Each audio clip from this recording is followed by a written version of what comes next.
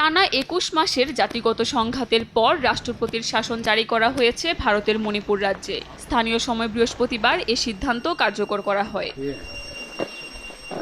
সোমবার মণিপুর বিধানসভায় অনাস্থা প্রস্তাবের মুখোমুখি হওয়ার কথা ছিল রাজ্যের মুখ্যমন্ত্রী বীরেন সিংয়ের। আশঙ্কা ছিল ভোটাভুটি হলে পতন ঘটবে বীরেন সরকারের। এমনকি স্বয়ং বিজেপির বেশ কয়েকজন বিধায়ক বীরেন সিংয়ের ওপর ক্ষুব্ধ ছিলেন। এর আগেই স্থানীয় সময় রোববার কেন্দ্রীয় স্বরাষ্ট্রমন্ত্রী অমিত শাহের সঙ্গে বৈঠকের পর পদত্যাগের ঘোষণা দেন তিনি।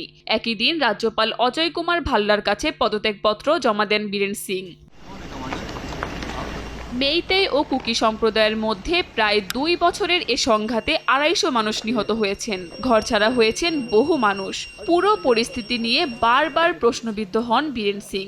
এমনকি গত বছর মণিপুরবাসীর কাছে ক্ষমাও চান তিনি। জানিয়েছিলেন ২০২৫ সালে স্থিতিশীলতা ফিরবে রাজ্যটিতে। আশ্বাসের অল্প দিনের মধ্যেই সংঘাতপূর্ণ পরিস্থিতি নিয়ে নানা চাপের মুখে পদত্যাগ করেন বীরেন সিং। কাকলি আখতার, সময় সংবাদ।